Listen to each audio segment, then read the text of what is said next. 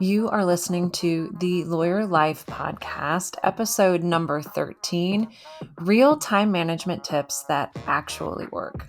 Welcome back, everyone, to the Lawyer Life Podcast. If you are seeking ways to find more time, be more productive, build your client base, set healthy boundaries, demystify business development, and authentically sell your services, you are in the right place.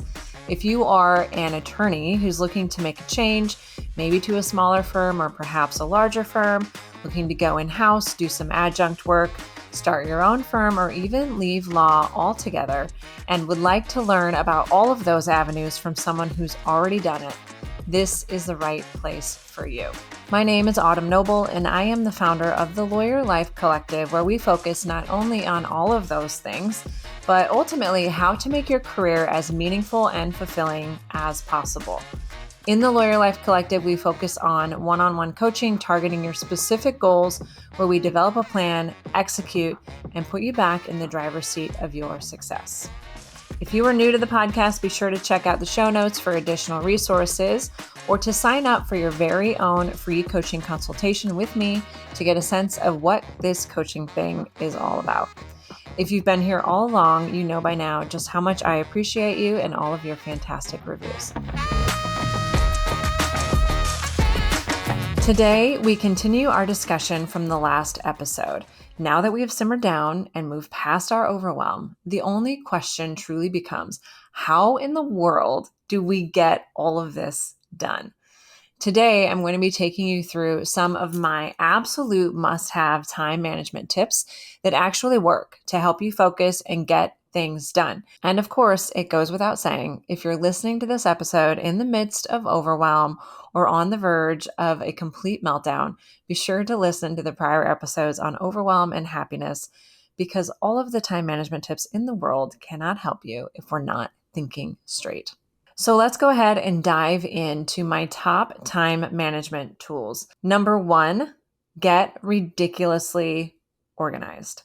Sometimes when we have a lot on our plate, we tend to utilize the ostrich approach, where we just put our heads in the sand and we hunker down and we wait for the storm to pass. But in order to use your time efficiently, we have to do the opposite and start taking a look at those ugly to-do lists. If you think about your energy as a bucket of water and consider every worried thought and every little task on your to-do list as a pebble that is dropped into that bucket, the more worried thoughts, the more to-dos you have floating around, the more pebbles you're going to have in that bucket. And the more water you're going to have displaced, ultimately meaning that you will have less energy available to do any real work. So that means that our first order of business is to get clear on where we're losing energy by worrying about all these things on our to-do list. Where are we adding just too many pebbles to the bucket that we don't have enough energy left over to actually do the job? We do this by committing time every single week to identify the tasks and the to-dos that are distracting us and robbing us of our energy. From there, we will be better equipped to develop a strategy for those tasks so that we can stop wasting headspace on them. In the end, this will give us more energy to show up and be effective. It will mean fewer of those pebbles in our bucket of energy displacing the water and wasting that energy all over the place. So the first step to managing your time in a more efficient manner is simply to get organized. Schedule time once a week. I typically use Fridays to go through your project list, update your projects, and prepare a list of all other little to-do things and tasks that are floating around in your head and taking up your energy. Write everything down. And this means every little thing, like buying flowers for your mother's birthday, calling the plumber, updating your address with the bar association, ordering groceries, cooking dinner, organizing your inbox, packing for a work trip.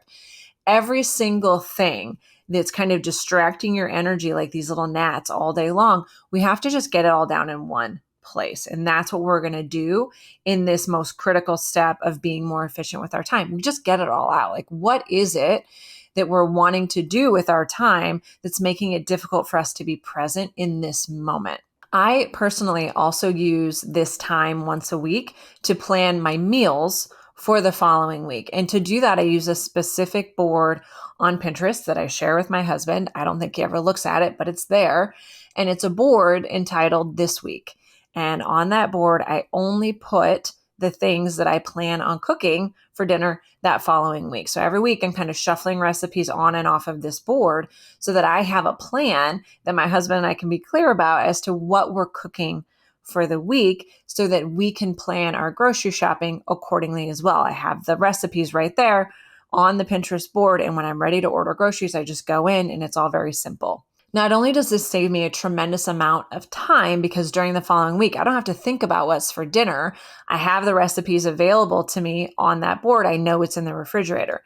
But I also use that board to drive my grocery order. And I always have my groceries delivered because that saves me a ton of time as well. But it also saves me money because I don't have to do those sort of hangry last minute grocery runs where I buy all of the things and end up at home with nothing that I actually wanted. So it's a very simple and easy way to kind of plan your week ahead, fold that into your weekly planning and get organized and get some of that time back before the week even begins.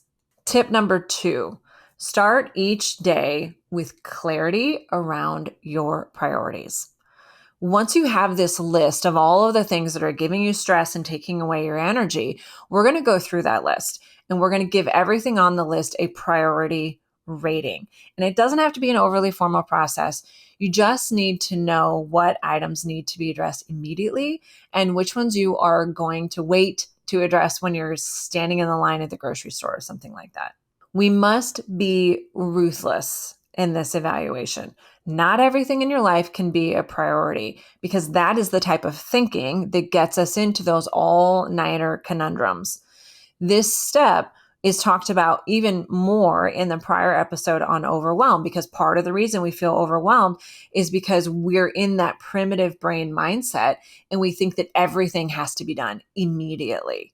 And so part of this tip for managing your time efficiently is to get really clear. I have all these things going through my head. They're causing me a tremendous amount of stress and worry. Once I get them down on paper, I can really ask, what is a priority? What actually has to be done?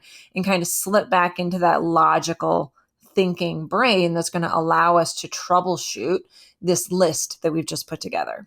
As we go through the list and we assign that level of priority, we must do this in a very factual manner because again, when we're feeling really stressed and overwhelmed, our brain's going to tell us that everything has to be done immediately. So we have to commit to seeking out extra facts to get clear on what do I actually have to do today and what can wait? Do I really need to respond to that email today? Is it a real priority or a fake deadline that I'm creating or maybe the client's creating? And force yourself to answer that question as you assign that level of priority. Do you really need to clean out your old office files today, even though they're sitting there in the corner glaring at you day in and day out?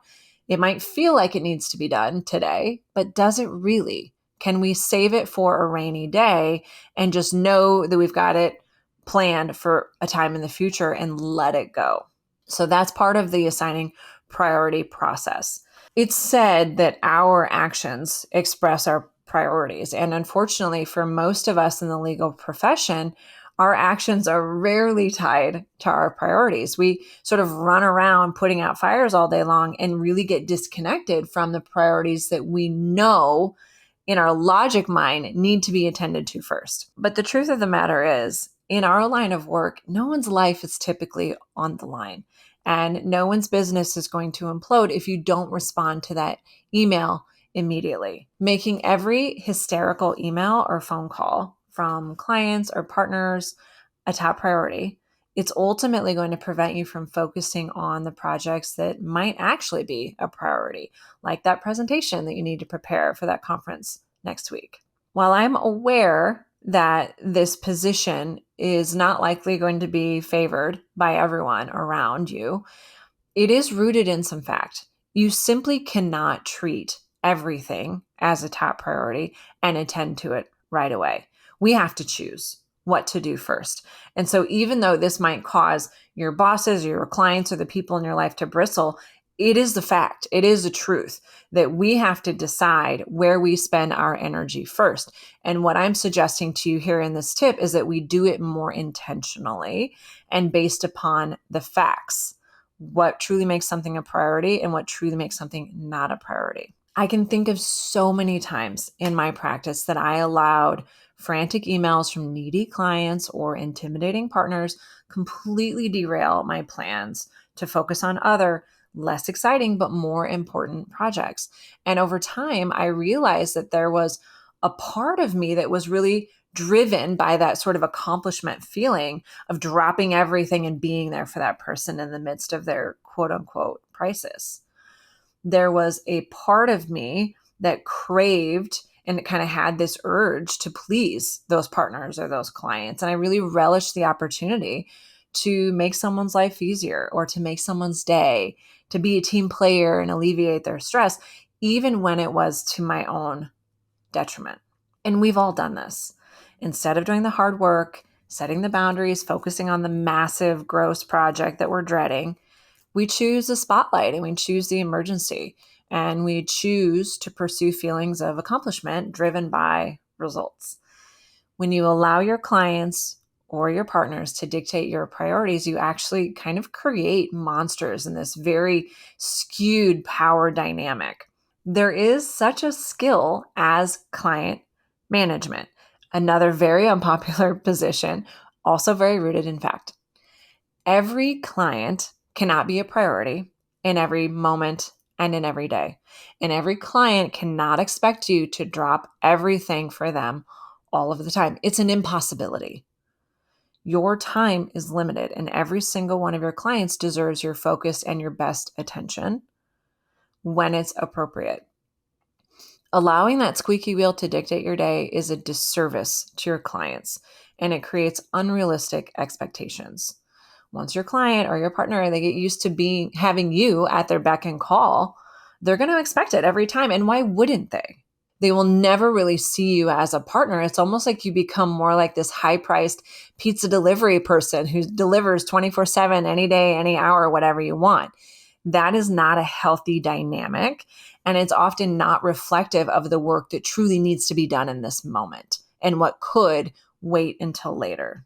So, for this tip, instead of allowing each day's emergency to dictate your life, decide what projects or clients are a priority each day and start every single day with that clarity. Then when something else comes up, you can ask yourself, is this going to impede my ability to focus on my priorities today? Is this going to yield as great a results for me and for my firm as the priorities that I had planned on? What will I have to sacrifice if I say yes to this project rather than the priorities I had already identified?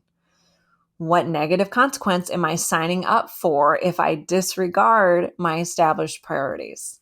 Asking those questions is going to help you get clear and give you an opportunity to honor the priorities that you set ahead of time.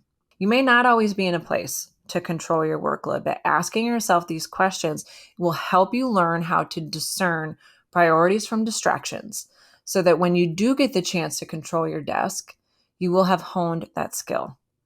It becomes even more essential as you grow and manage your practice as well as that of others. Tip number 3. If you find yourself saying, I don't have enough time, be honest with yourself about why you're in such a time crunch. Back to the previous tip of setting priorities. It's not difficult to identify at the beginning of every day what is the most important thing on your plate. The hard part is the follow through. The follow through in the face of pushback, but also in the face of our own desire to avoid the discomfort of sticking to our boundaries or upsetting others. That's the hard part.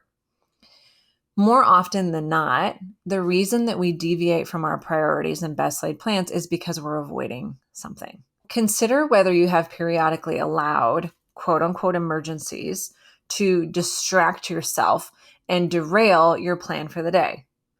Have you ever let small tasks become more important than the monster project you've been dreading? Are we allowing ourselves to create fake emergencies to let ourselves off the hook and disregard true priorities? That then causes this backlog that leads to this feeling of, I don't have enough time and I just have too much to do. Instead, we ask, like, what is my role in creating this? Why was I not focusing on what I knew was important that ultimately led to this feeling of being totally overwhelmed and having way too much to do? It's an honest exploration of our role in this feeling of just having too much. Many times when I was avoiding a particularly difficult project, I would catch myself creating emergencies and burying myself in more important things. If I was dreading a project, I would happily make something else a priority. I would make ordering flowers for my secretary a priority. Anything that would pop up on my radar, I would happily grab onto that and avoid what I knew I should be spending my time on. I would take these benign and non-emergent client emails and dive into them as if they were a multi-million-dollar lawsuit instead of doing the work that I had planned to do and the work that I needed to do, but I didn't want to do it. We all know the negative effects of procrastination, so I won't waste my breath on that here. But the real issue is your awareness. Are you even aware that you're manufacturing emergencies because we're avoiding something else? And that's why we always feel like we don't have time. Do you have a role in this time management problem? As a grown human, you are free to manage your workload however you see fit. But let's not lie to ourselves. If you're doing 1,000 things because you're avoiding something bigger, something harder, something that causes more discomfort, be honest with yourself about it, because that is likely at the root of why you're feeling like you don't have enough time to do everything.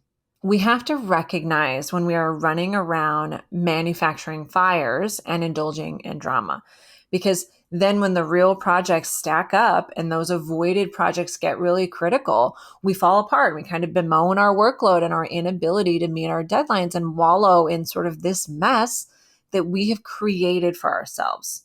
So when you find yourself feeling overloaded and short on time, use it as an opportunity to figure out what role you played in getting yourself into that mess so that you can start taking active steps to remedy it in the future. A helpful exercise may be to keep a detailed list of how you spend your days. Every day, 1 month, down to the minute, for every single hour. The results of this exercise, I think, are always really enlightening. Did you know that you spent an hour chatting up your colleagues or going down the Facebook rabbit hole? Did you know that it takes you 3 hours to get round trip to and from the gym? It's pretty important information to have if we're wanting more time in our day. And also, when you keep it down to that level of detail, you can really start to see, okay, what types of work are gobbling up my day? And then ask yourself, is that in alignment with how I want to be spending my time? And is that in alignment with how I should be spending my time in furtherance of whatever goals I might have? This exercise can be really freeing and an opportunity to truly look at your life. What are you making a priority? How are you spending your days? If you don't have enough time to do what you really want to do, why is that? Where is your time going? We can take a look and approach this experiment with honesty and curiosity. If there's something that you're wanting, like more time, more ability to focus on those harder projects, and if you don't have those things, it's likely because we aren't making it a priority and spending our time there first.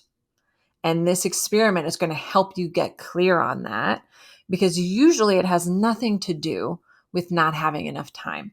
Usually it has more to do with ourselves and how we're operating throughout the day and where we're choosing to spend our energy. So this tip really focuses on being really honest with yourself about what's happening with your time and why you're making the choices that you're making. Tip number 4, this is my favorite. Learn to love your calendar as a means to find more time and get more done, but also to make time for freedom and relaxation.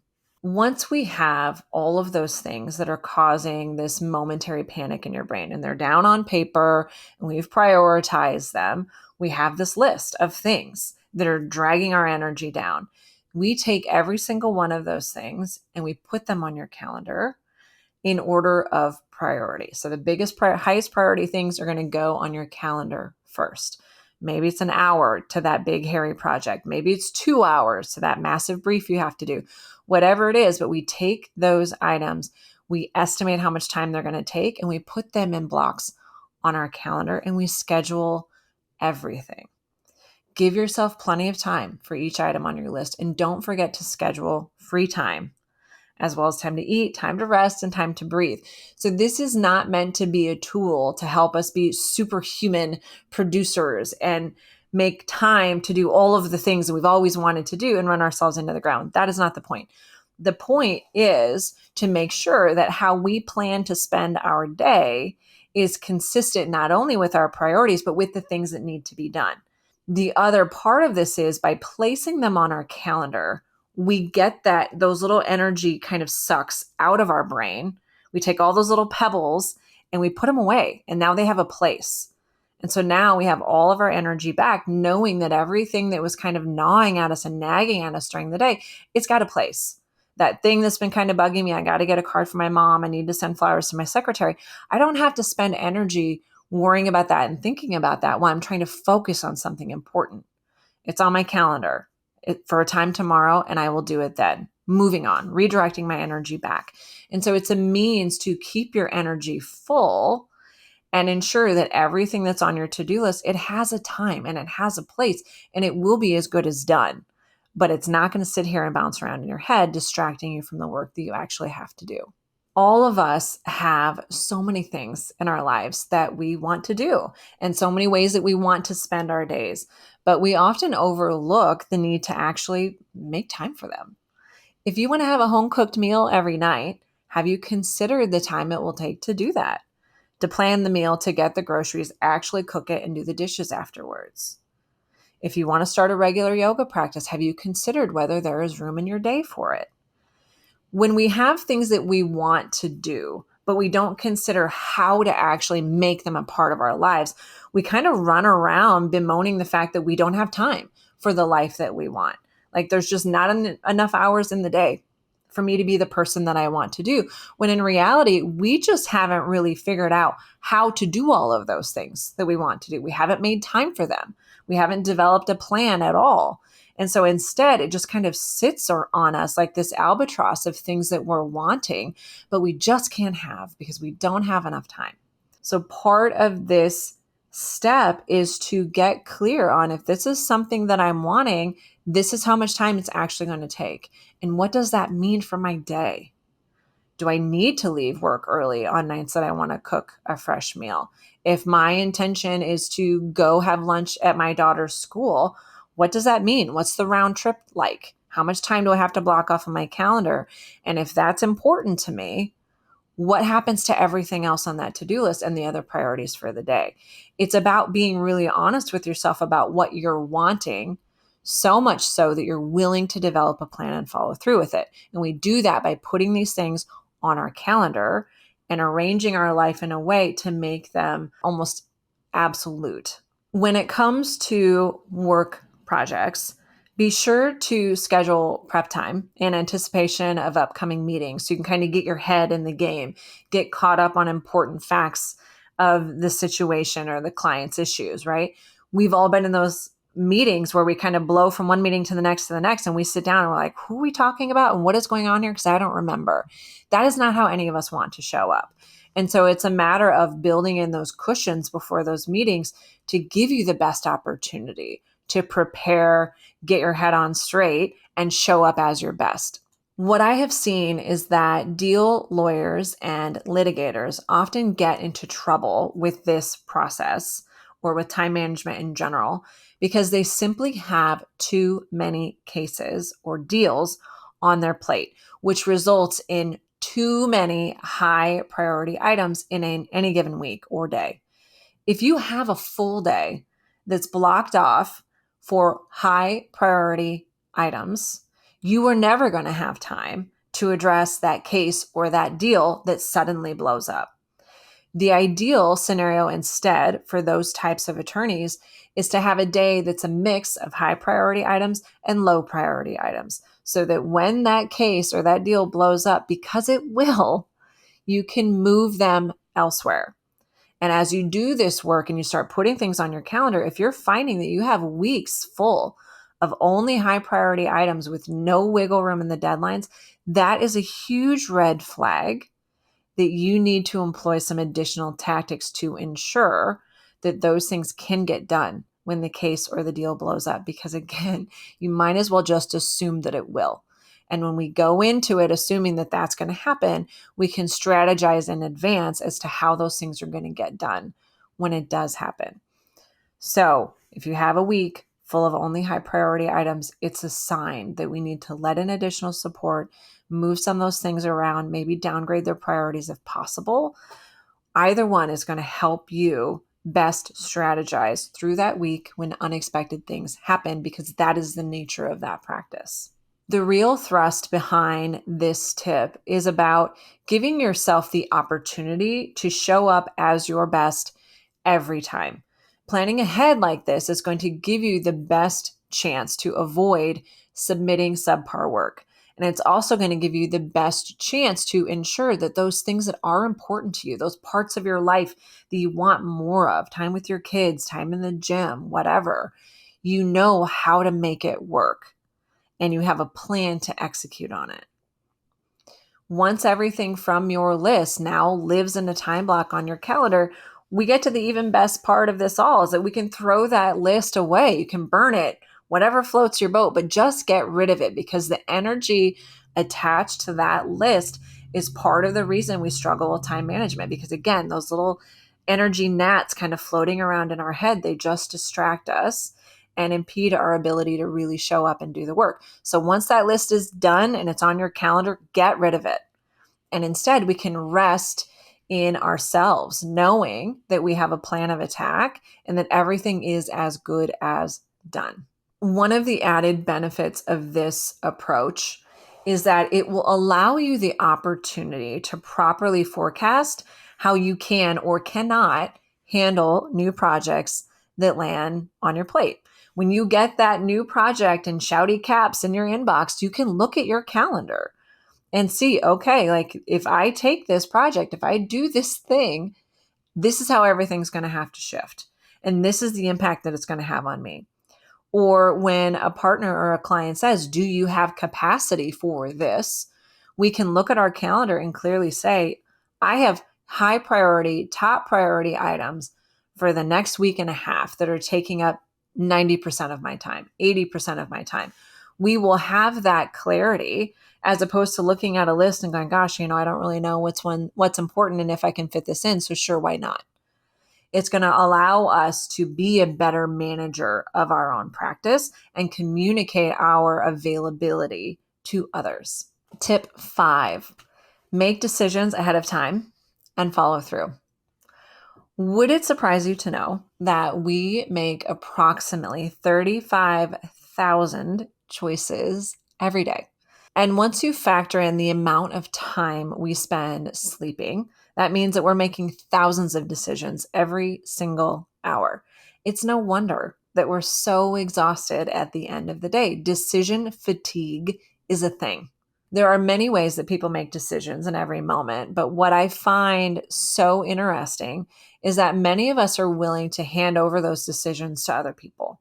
Rather than making a conscious decision in the moment, we subconsciously decide to answer to whomever or whatever is immediately before us. Instead of deciding how you want to spend your time in any given day, we just show up and we kind of go where the wind blows us, which essentially means we let other people make decisions about how we spend our time and attention rather than making those decisions for ourselves. Instead, we must make plans ahead of time using our prefrontal cortex. And that's the part of our brain that's associated with rational thinking, cognitive behavior, and decision making. That's the brain that says, go to the gym, don't face dive into a box of red velvet cupcakes, tackle that big project, and don't put it off for another week. That is the part of our brain that we want to be leveraging for time management, but also for our work. Unfortunately, that brain is often a silent partner whose solid and rational advice is typically drowned out by the rantings of a lunatic toddler who is playing the role of your reptilian brain. That is the brain that wants immediate gratification. It wants to do the easy things. It doesn't want to do the hard project. It wants to feel good and avoid things that don't feel good. So we have to allow that prefrontal cortex to make those decisions ahead of time when our toddler brain is sleeping, because toddlers don't care about planning. That is why we take time every week ahead of time to plan for the following week. We do this at a time when our prefrontal cortex is driving the bus because there's nothing sexy going on and our reptilian brain is not paying attention. Decide to meal prep on the weekend. Decide to go to your daughter's school for lunch. Decide what important projects you're going to focus on next week. Make that decision before your week even begins and adjust your calendar accordingly to reflect that priority instead of just hoping that it will all work out and kind of hoping that people will make decisions that will allow you to do that for yourself. Then, once you have made that decision ahead of time, you have to stick to it. And that's where the real work comes in. It all starts with learning to make commitments to ourselves, represented by our calendar, our priorities, and our plan for the day and the week ahead, and respecting ourselves enough to show up for ourselves and honor that plan. If you can master that skill, I truly think you can master anything. Most of us, we wouldn't deliberately stand up a friend for happy hour or bail out for someone that's meeting you at that Zumba class at the last minute and leaving them to suffer alone. Most of us wouldn't do that. But when it comes to honoring those commitments to ourselves, we don't really hold ourselves in that same regard. When it comes to commitments to ourselves and the plans we make in furtherance of our goals, we are terrible, horrible, no good, very bad friends. We ghost ourselves on the regular, we make plans and we skip them. We put things on our calendar, and then when it comes up, we ignore it. In those instances, we are letting our warm and fuzzy toddler reptilian brain run the show. We're reaching for the feel goods because it's so much more fun to sit here and drink wine and eat Doritos than it is to go to the gym. And so when we say no to those best laid plans and stay here in the warm and cozy instead, the toddler brain wins. We are refusing to trust the earlier judgments of our prefrontal cortex and that adult brain that really knows what's best for us. We refuse to honor those commitments, and we will spend all sorts of energy rationalizing our own flakiness. Think of all the time and energy you waste second guessing yourself and your best laid plans. When you plan to go to the gym, we talk ourselves out of it. I'm going to stay and do this work project instead. Oh, I'm really sore from the last time. I won't have time to do this if I do that.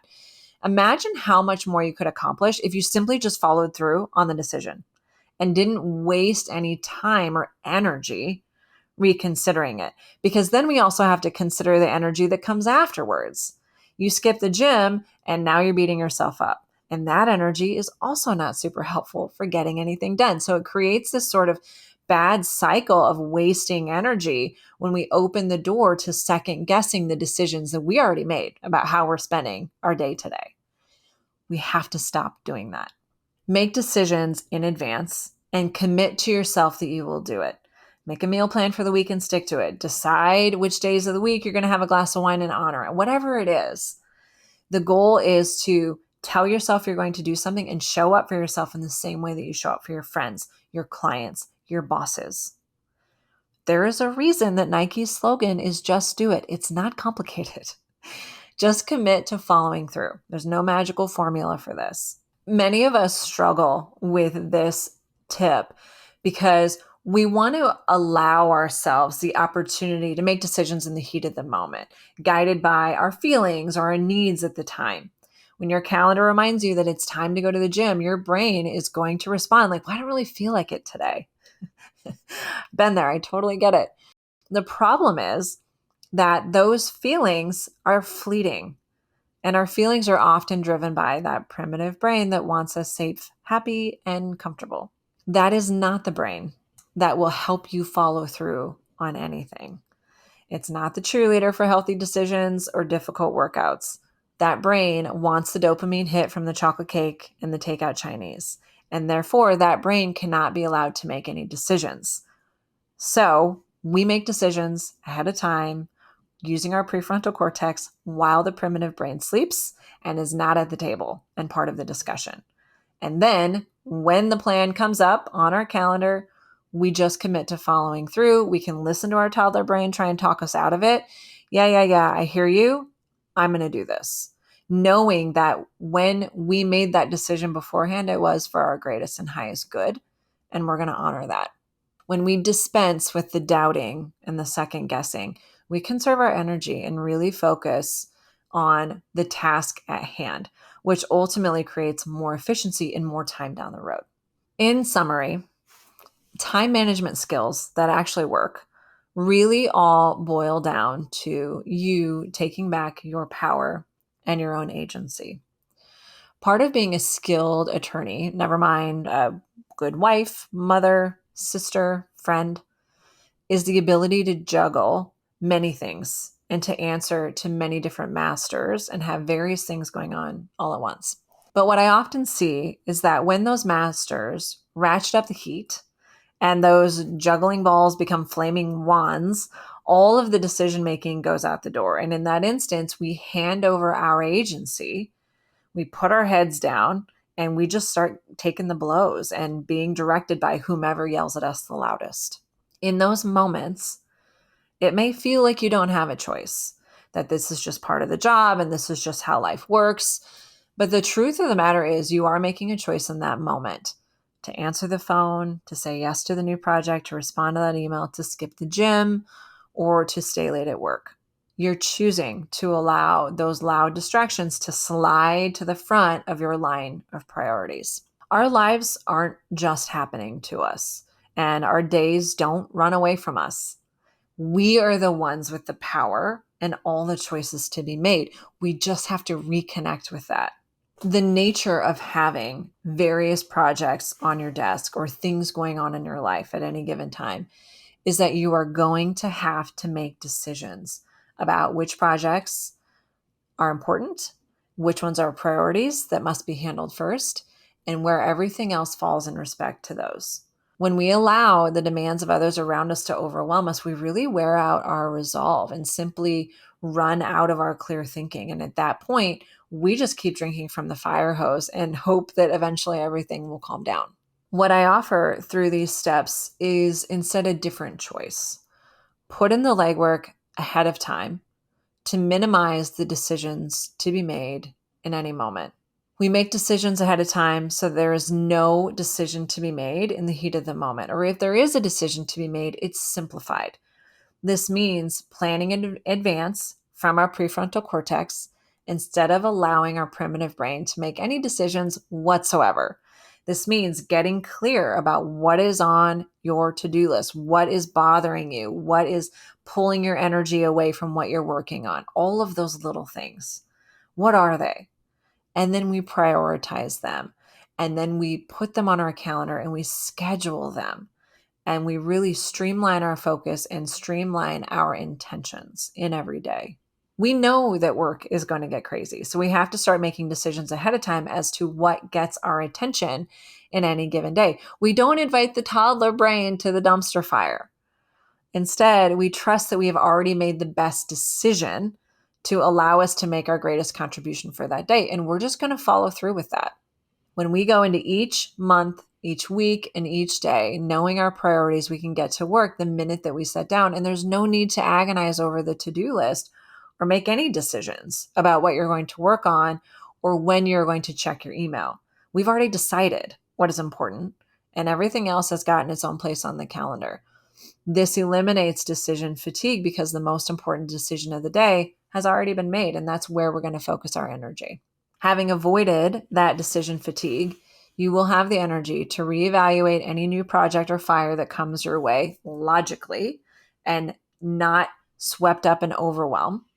And for each item presented to you for your attention, you can just simply decide, how does this compare to my priority for the day? Is it consistent with my priority? Why or why not? Does this new project require heightened priority? What happens to everything else on my calendar if I say yes to this? Those are the only things that we have to address in the heat of the moment. We don't have to step into the pool of overwhelm about all the other projects on our to-do list. We don't even have to look at the whole list. The only metric for comparison in that moment is your priority of the day. And we just weigh whatever requests come at you against those priorities. From there, we have all the information that we need to clearly communicate to whomever is demanding our time and attention in any given moment. This approach does not allow room for, when am I going to get this done? I can't say no to this project. I'm never going to have enough time. In practicing law, we are going to get pulled in various directions, professionally and personally. You will be challenged to do it all. Decide not to hand over your power and start believing that you don't have choices and start believing that you don't have enough time. Take back your agency and start managing this as if it were a problem simply to be solved and not something that can't be overcome. Do not offer your day to the mercy of others. Make decisions about your time and your priorities and evaluate everything else from there. All right, my friends, that is all for this week's topic. If you want to go more in depth on time management, be sure to check out the show notes for a link to my free instant access webinar entitled Find More Time and Get More Done, where we walk through all of these tips and more in real time. In our next episode, we will check out the top challenges that lawyers bring to me in coaching. I'm thinking of this more along the lines of the secret lives of lawyers that no one is talking about. I hope to see you there. Thanks again for listening this week. If you enjoyed today's episode, be sure to leave us a stellar rating on your podcast listening platform. And in big news, check out our Lawyer Life shop on Etsy, where you can find all sorts of spicy and fun lawyer swag for any occasion. And don't forget to schedule a free coaching session with me or to sign up for our monthly newsletter packed with hot topics and resources to support you on your lawyering journey. And as always, thanks for listening and thanks for sharing with your friends.